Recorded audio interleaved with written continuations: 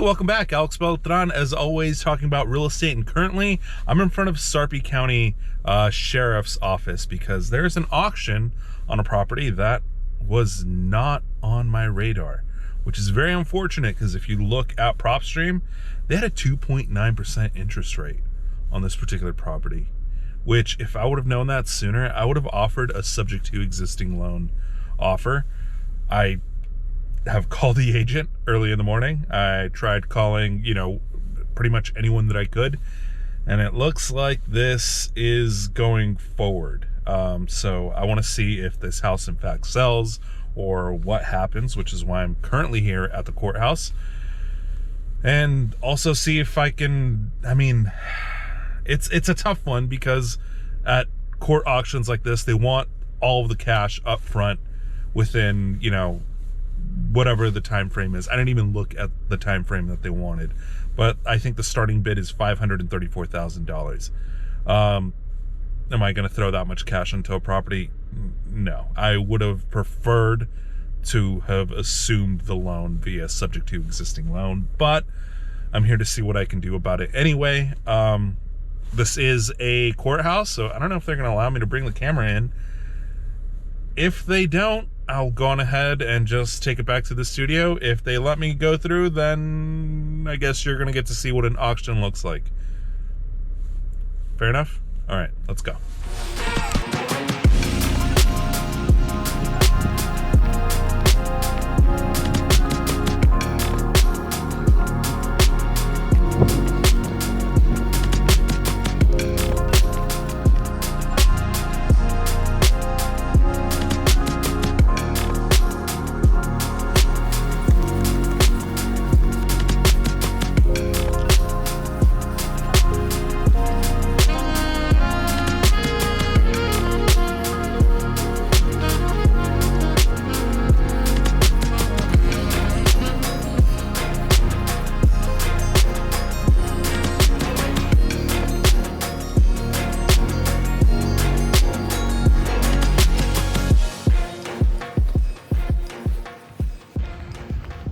It is cold.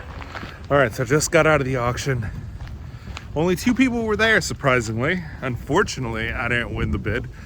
They have until 4 o'clock to put the money into the escrow account, or whatever they call it. Escrow is what I'm used to calling it, but to their bank or wire the money, whatever the case may be. But it wasn't in vain. I didn't win it, but I made friends with the auctioneer, and the auctioneer let me know of a couple of other properties that I think are worth looking into. So we'll see, we'll check that out. All right, so back in the studio, and I'm realizing that maybe I should clarify a little bit. I was kind of rushing to make this video because I found out that the auction was happening that particular morning. Anyway, this particular property was brand spanking new. It was built in 2023.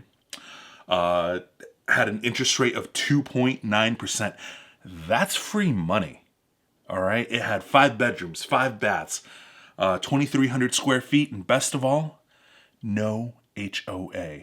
What I would have done with it, probably like a midterm rental to maybe a co-living space. However, the house ended up selling for $564,898, which is a huge chunk of change to buy in cash on an auction. Now, zoom a little closer. See, I made a video the other day talking about how I want to break up with my real estate license because the truth is, it's more of a burden than a blessing.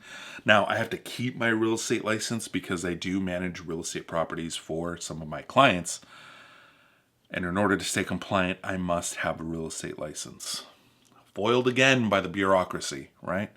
But here's a perfect example of how my real estate license gets in the way of a great deal. You see, this house was listed with another real estate agent while it was going through its foreclosure. I'm assuming that the seller wanted to offload this property before it went to foreclosure.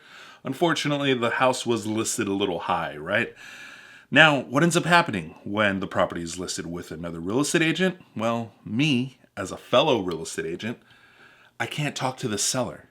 See, if this house wasn't up for sale or listed on the MLS or anything like that, I would have been able to just walk up to the property engage with the seller directly and give them a subject to existing loan. With that 2.9% interest rate, yeah, that's the type of loan that I would absolutely offer. For those of you unfamiliar with subject to, basically I purchase the house and I take over the existing payment. Now, I'm not really the guy to teach you this. There are people that are way better at teaching you this than I ever will.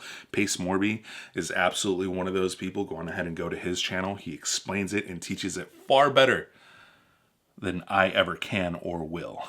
But here's the thing about subject to existing loan. It's not complicated, but it's not common. See, when I was talking to the attorney who was handling the foreclosure sale, I asked him about, possibly being able to, get this property through a subject to, and he just looked at me like I was an alien, right? He's like, we don't do that here. Fair enough, I get it. Look, he gets paid if the house sells through the foreclosure. So he has an incentive to sell the house through a foreclosure. No hate, everybody, we have to eat, right? But he's just not incentivized to give me any type of advice that wouldn't lead to the foreclosure of the house. But here's the kicker, right? Had I been able to engage the seller directly and offered them this subject to existing loan, I would have prevented the foreclosure, prevented the stain of a foreclosure on their credit, and I would have been able to give them what little equity they had left. Instead, I was stuck playing by the rules because I couldn't go knock on the freaking door of the seller because it was listed with another agent, which I called that morning, which still hasn't called me back. And it's been 5 days since I called that agent. It's funny. I mean, it's not funny in the grand scheme of things, but it's just funny that this agent, who is supposed to be a fiduciary, it's what makes realtors, is going to suffer zero consequences for this particular situation, right? But had I walked over to that house, knocked on that door, and engaged with the seller directly, forget it. I'd be hauled in front of the realtor board right now, trying to justify my actions and at the risk of losing my real estate license altogether. Tell me how that's not a freaking burden. Now here's the silver lining. Was everything a waste? No, it was not. The auctioneer gave me lots of leads for houses that I didn't really think of looking into. They weren't on my radar. They are now. And I was able to ask the person who won the bid the golden question that gets even the most uptight investors talking. Ready? Write this one down. Hey, you know something I don't. And in this case, I followed up with, what just happened in there? Works like a charm, baby. Come here, come a little closer. Here's why this question is so freaking gold. It plays to their ego. You see, every real estate investor loves to feel like they're in the know and they will spill the beans to prove it. I was able to find out what he's going to do with the property, where he acquired the funding to the property, because a little bit of a spoiler alert, real estate investors rarely, if ever, use their own money.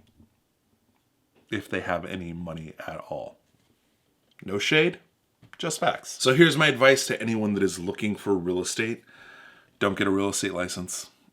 It literally gets in the way. It got in the way of this particular deal, which is probably one of the best deals that I'd seen in the last 6 months. So it's very unfortunate. I am actually very sad to see this one go. Anyway, onwards and upwards. I will catch you on the next one. Peace. Shh.